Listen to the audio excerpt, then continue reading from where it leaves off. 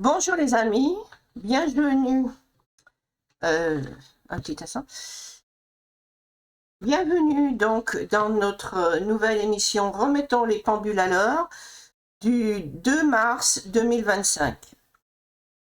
Alors nous allons revenir sur l'échange donc entre Trump et Zelensky. Donc là vous voyez un extrait là, de BFM je crois. Donald Trump a reproché à Vladimir Zelensky, qui venait chercher le soutien à Washington après 3 ans de guerre contre la Russie, de s'être mis en très mauvaise posture, lui a-t-il lancé. Il n'avait pas les cartes en main. Concluez un accord avec la Russie ou nous vous laissons tomber. Donc, il veut des minerais contre sa garantie, c'est-à-dire qu'il voudrait donc 500 milliards de minerais, de terres rares, qui bien évidemment, puisqu'avec Elon Musk, il veut se lancer donc dans la conquête spatiale à nouveau, bien sûr que c'est des éléments qui entrent en jeu, mais bon, c'est ça le problème, c'est ce qu'on avait vu déjà dans notre précédente vidéo. Les terres rares, eh bien, tout le monde en a besoin. Certains continents, en Chine par exemple, bon, ils sont plus vernis que nous.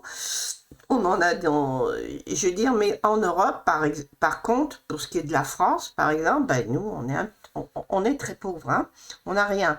Donc, la seule solution pour avoir un monde équilibré, c'est ce que j'expliquais, d'organiser le monde de manière à ce que tout le monde, par l'intermédiaire de sociétés multinationales, suivant certaines régions planétaires, on s'organise pour que tous les pays puissent avoir accès, en fonction de leurs besoins, donc aux minerais, l'énergie, l'eau douce, les éléments indispensables à la vie d'un pays. Ensuite, donc, continuons. Concluez. Rappelez-vous ceci, vous n'êtes pas en position de nous dicter ce que nous allons ressentir, a-t-il poursuivi, si vous n'aviez pas une autre équipement militaire, etc. Zelensky n'est pas prêt pour la paix selon Trump. Si vous continuez comme ça, bah, vous vous débrouillerez tout seul avec les Russes. En somme, voilà. Bon, alors, donc, on va étudier tout ça.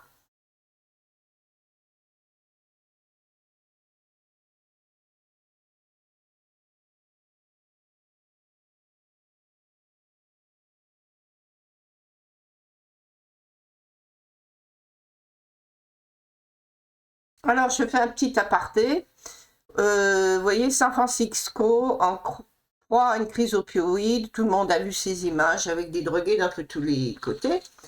Donc, c'est pour ça que je fais une petite aparté en disant, oui, Trump a raison de penser d'abord, lorsqu'il disait « je pense aux Américains », donc je crois qu'il a bien besoin de ces $2 pour les Américains, et ne pas les perdre en fond perdu dans une guerre qui semble bien mal partie pour les Ukrainiens. Quand on sait qu'aux USA, on peut mourir du diabète pour avoir voulu économiser l'insuline, c'est donc déjà arrivé, qu'un traitement diabétique, avec le prix que ça coûte, vous empêche d'accéder au logement, vous empêche pour des jeunes de faire des études, tout passe dans la survie face au diabète. Quand une ville comme San Francisco, que vous voyez à l'image, devient une ville envahie par des zombies drogués, ou qu'un jeune en âge de travailler, s'il n'a pas les moyens de se faire soigner les dents, devra choisir entre les arracher ou mourir de septicémie. Hein, c'est ça l'Amérique. Hein, sans compter le nombre de sans-abri,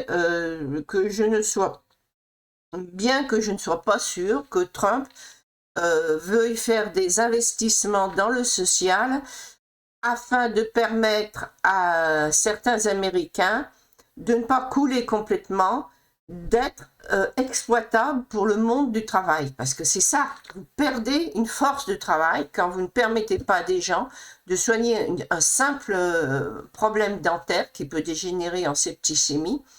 Et quand vous ramassez pas ces drogués, je veux dire, je regrette dans cet état-là, il faut ramasser les gens, il faut les mettre dans un centre il soit obligé d'être sevré, il faut employer les grands moyens, hein. Bon, enfin, bref, on passe.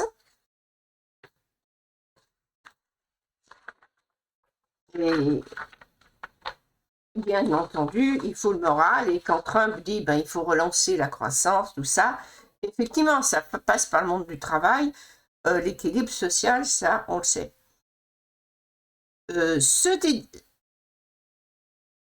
Cependant, donc, on va revenir avec les échanges qu'il a eus avec Macron, avec Zelensky, pour mettre certaines choses au point. Pour s'entendre, il faut avoir entre partis, comment dire, entre chefs de pays, l'honnêteté intellectuelle, et le président Trump ne peut faire abstraction des éléments suivants que nous allons voir. Un petit instant. Alors, je vais vous montrer l'Ukraine.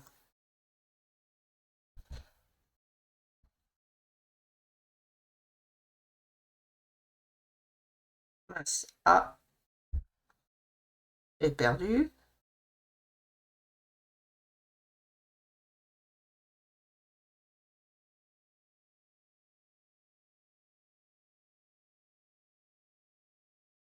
Écoutez, je suis désolée. Alors, peut-être là.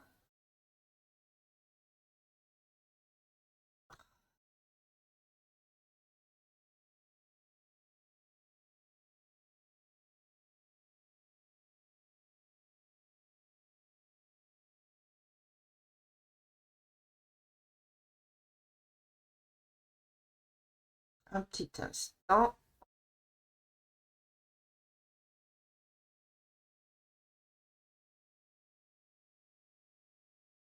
Voilà, nous y sommes.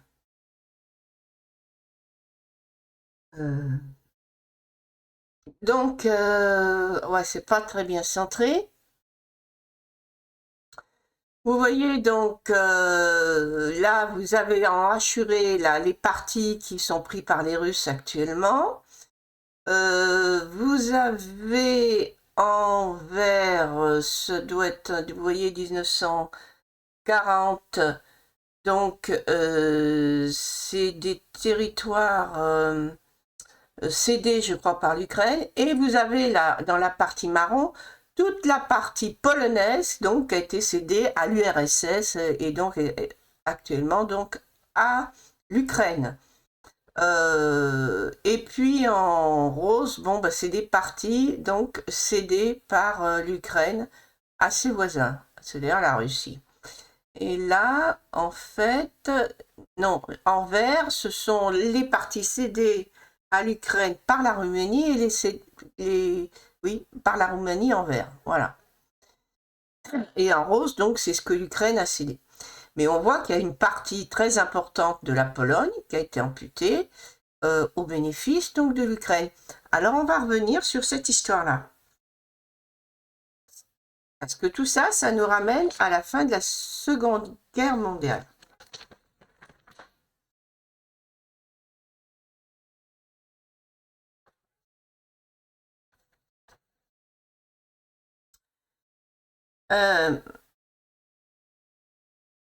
Donc actuellement, l'Ukraine craignait pour son... Alors donc, on a dit qu'au niveau du parc de Varsovie, que ça n'a pas été respecté, etc. Mais du fait que vous aviez déjà, avant la guerre, donc des infiltrations russes dans le Donbass pour faire des soulèvements parce que Poutine était dans une démarche impérialiste de reconquête de l'empire stalinien, hein, ça il s'en est pas caché. L'Ukraine craignait pour son indépendance, du fait donc des infiltrations dans le Donbass. Il y avait plus ou moins une guerre civile là-bas larvée, donc bon, de toute façon c'est une zone russophone. Et d'autre part, elle entendait vivre à l'européenne pour une bonne partie. C'est un projet qui a largement été soutenu par les USA et donc qui implique sa responsabilité, puisque c'est aussi les Américains qui vous sont dit, tiens, on aura une partie de l'OTAN qui sera peut-être qu'on pourra, bien que ça ne présente des guerres d'intérêt, puisque vous avez déjà la Pologne qui fait partie de l'OTAN, avec des bases militaires américaines. Hein. Donc oui, c'est juste à côté. L'intérêt Militaire, je vois pas trop, mais bref, voilà le nœud du conflit, si on en croit Poutine. Mais en tout cas, les USA ont mené cette politique, l'ont soutenue, et donc ça implique leur responsabilité. Si Trump dit « ce n'était pas moi », alors cela signifie qu'il n'y a pas de continuité dans la politique étrangère d'une démocratie comme la démocratie américaine. Et donc, les Américains et les démocraties en général ne sont pas fiables. Et ça, c'est dangereux. Ça veut dire qu'un pays comme la Chine, eh bien, on peut lui faire plus confiance suivant ses engagements. Ça, c'est très ennuyeux. Alors certes, évidemment, vous pouvez, en changeant de gouvernement, changer d'orientation vos politiques étrangères, mais en ayant bien conscience que les engagements pris par vos prédécesseurs vous engagent également. Et c'est ça que Trump semble ignorer. Alors d'autre part, comment réclamer... Alors attendez, on va revenir sur une autre image.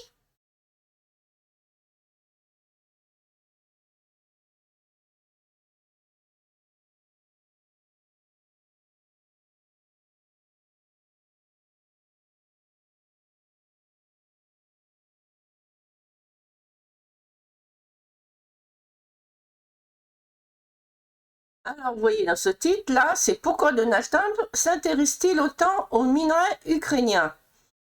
Alors, ce que je voulais vous dire, donc dans cet article, on vous dit, bah oui, mais ce qui est évident, moi aussi j'avais pensé, l'aérospatiale consomme des terres rares. Donc c'est ça qui intéresse et Elon Musk et Trump.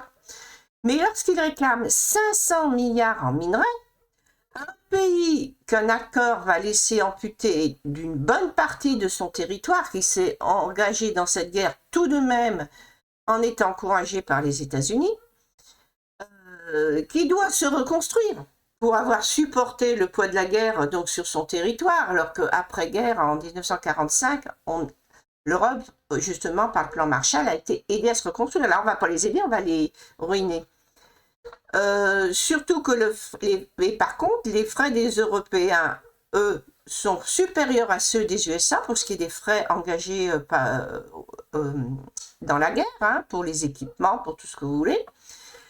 Et l'Europe, donc, notamment la France, qui n'a pas de richesse en minerais, bon, bah, eux, ils ont que dalle, hein, c'est les Américains, ils veulent se rembourser parce qu'ils sont les plus forts. En fait, c'est ça la leçon qu'on en tire.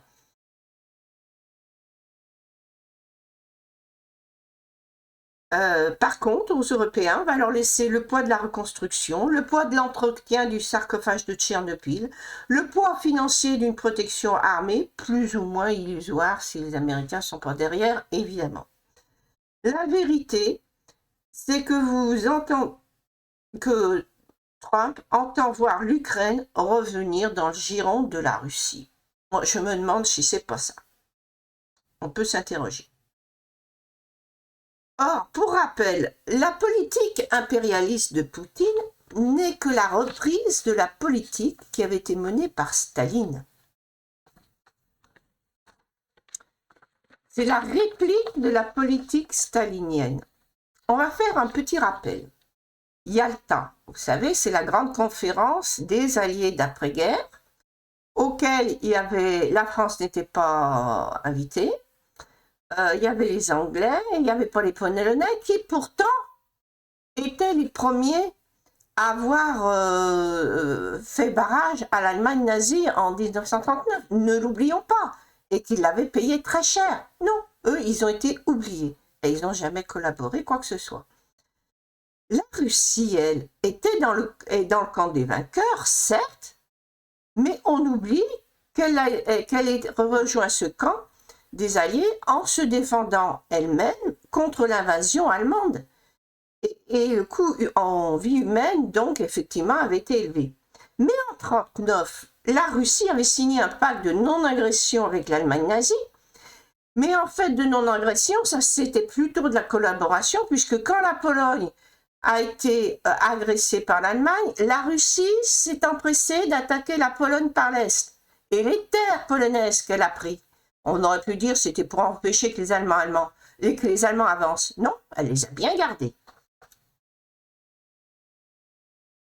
Donc l'Allemagne en 1945 a été écrasée, la Russie a gardé les terres polonaises, enfin la Russie, c'est peut-être justement aller en Ukraine, hein, puisqu'on voit qu'on a une partie de l'Ukraine, c'est des terres polonaises. Mais c'était à cette époque, c'était l'URSS, donc c'était tout l'ensemble.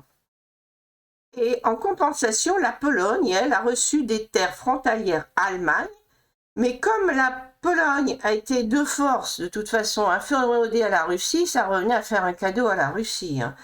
Et les Polonais ont vécu l'occupation russe comme aussi, pratiquement aussi sauvage que l'occupation nazie. Hein.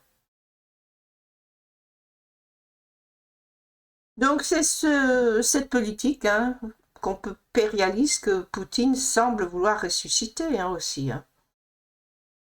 Alors certes, si après la rupture du pacte de Varsovie, l'accord a connu des coups de canif, il faut cependant reconnaître l'iniquité de ce pacte, la Pologne méritant d'être à l'honneur en tant que premier pays à tenir tête seul face à l'Allemagne nazie.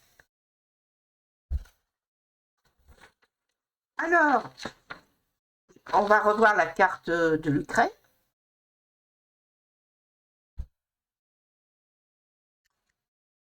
Ah, voilà.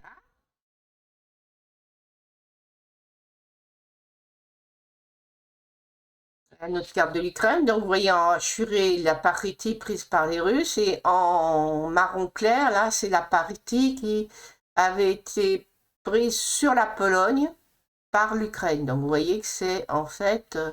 et à un moment donné, la partie de la Pologne et la partie ouest de l'Ukraine, en fait, appartenaient tout au Grand-Duché... enfin, je sais plus si... Enfin, à la Grande Pologne, je crois que le Grand-Duché polonais, enfin bref, à un moment donné, c'était tout à la Pologne, hein, par le passé.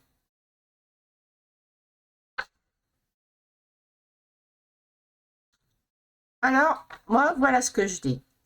Ukrainiens de l'Ouest, hein, la partie que vous voyez en jaune non assurée, il n'y a qu'une solution heureuse pour vous.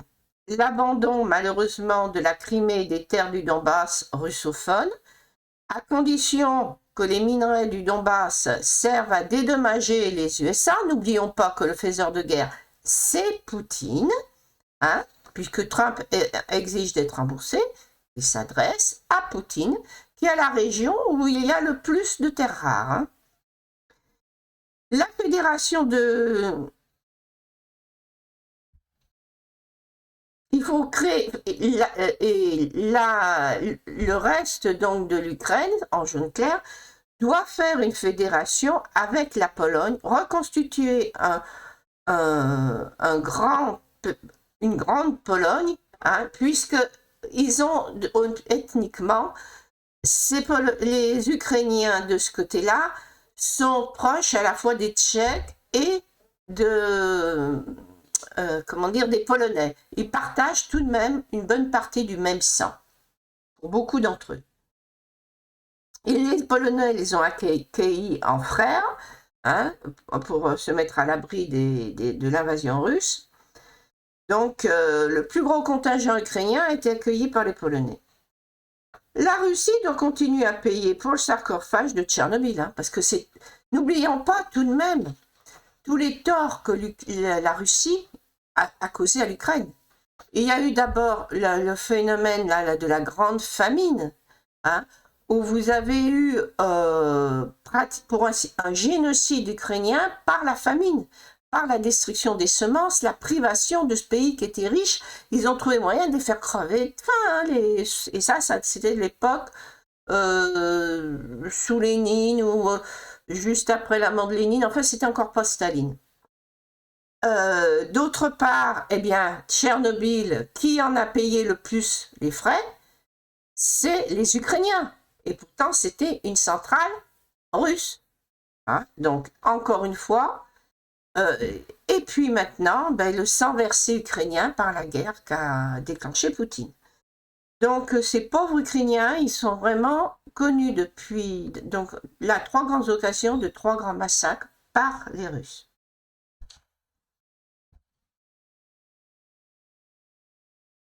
Alors, dans quelques temps, donc tout ça, il faut que les tensions s'apaisent, il faut que la confiance revienne, puisqu'on a le problème qui va se poser sous peu du domaine arctique, et ça va être encore la guéguerre, là, pour savoir qui aura le minerai, qui aura ci, qui aura là, la route de l'Arctique du Nord, les problèmes de montée des eaux que ça va causer, avec les Pays-Bas qui risquent pour 2 tiers de leur territoire, par exemple, de disparaître sous les eaux, tout ça. Donc ça, on avait vu ça dans une précédente vidéo. Donc moi, je dis, il faut que les Russes, les Européens, les Américains doivent retrouver une confiance entre eux. Donc c'est pour ça, ce problème de l'Ukraine, il faut le régler de manière honnête. J'ai proposé une solution, ma foi, parce qu'elle me semble nette et juste. S'il y en a d'autres qui voient autre chose, eh bien, ma foi, qu'ils réfléchissent, mais il faut trouver une solution. Parce que dans ces conditions-là, c'est bien plus important de pouvoir parvenir à un accord sur l'Arctique lorsqu'on a déjà la neige, les glaces qui commencent vraiment à fondre. Un accord qui sera favorable à tous et surtout à la paix. Pour ce qui est de l'aérospatiale, on ne va pas aller se faire la guerre non plus dans les étoiles. Je l'ai déjà dit dans une précédente vidéo. Il faut une collaboration au niveau international. Et c'est pas le drapeau chinois, c'est pas le drapeau américain qui doit flotter, mais c'est l'image de notre planète Terre. Parce qu'on est dans la nécessité de ne pas trop polluer. Plus chaque pays envoie ses satellites, la Russie, qui est toujours mauvais élève en ce qui concerne la pollution, a rien trouvé mieux, elle n'est pas la seule d'ailleurs, je crois qu'il y en a, les Chinois ont dû faire pareil, de détruire un de ces satellites. Et elle a été condamnée parce qu'elle a fait une multitude de déchets qui sont dangereux pour tous les autres satellites, les stations internationales, etc. Donc, il faut économiser les déchets, donc il faut des programmes communs au niveau international entre les pays qui sont des puissances spatiales, on va dire. Il faut des investissements communs.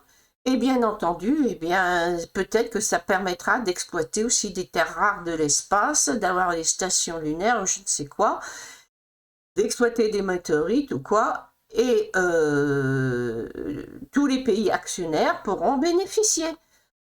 On est à un stade de l'évolution. Hein. Vous avez une règle qui date des dinosaures. Les espèces les plus solidaires, ce sont elles qui dominent. Nous sommes de nouveau...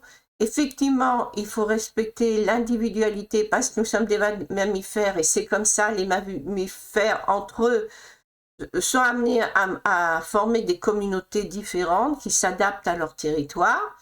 Mais nous devons aussi, pour les problèmes écologiques, pour la gestion de l'eau, pour les minerais, pour l'énergie, pour l'espace, arriver à s'organiser en commun. Et si nous n'arrivons pas à ce stade d'organisation, eh bien, avec les problèmes démographiques, nous irons vers l'extinction de l'espèce humaine. Bonne journée les amis.